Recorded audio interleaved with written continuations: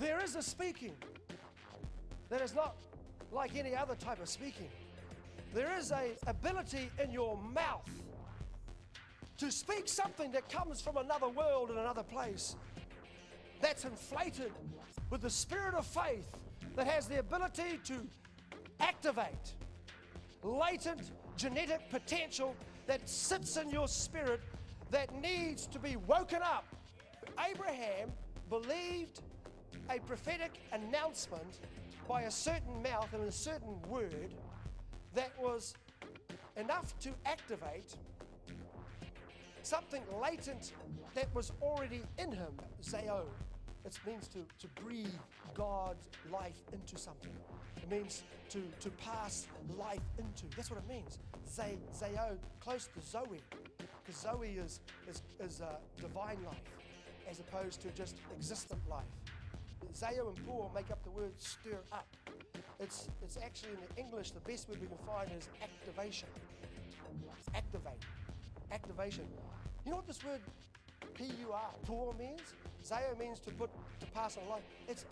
I just ignited. It was fire. It's just fire. It's fire. P-U-R in the Greek is fire. That's the word that's in stir up. They got stir up. Some translation has fan into flame. Have you seen that one? Fan into flame, the gift of God. Because the English is trying to grapple with the Hebrew and the Greek principle, and even those languages try to grapple with the meaning, what God says something. What does that mean? God is saying there is a certain fire.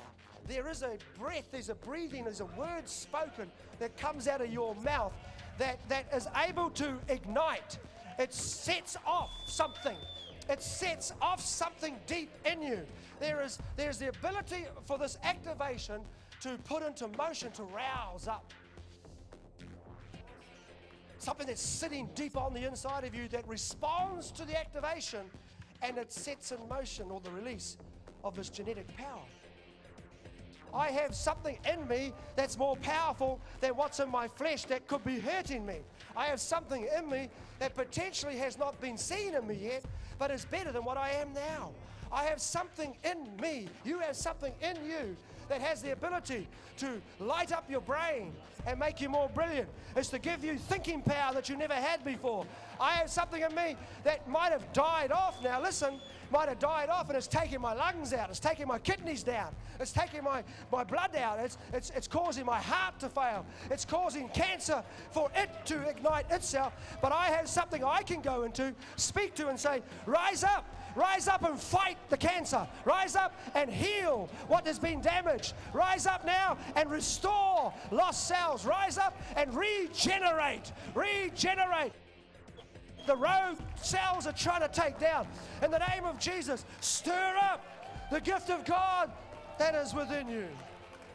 If cancer thinks that it can just start to pop up in my body and it's got no permission and I don't want it, then at least you got the right to activate something deep in you that says, I am better and bigger than cancer. I'm better and bigger than my diabetes. I'm bigger and better than the problem that's in there. So I speak to that and say, you've got a fight on your hands.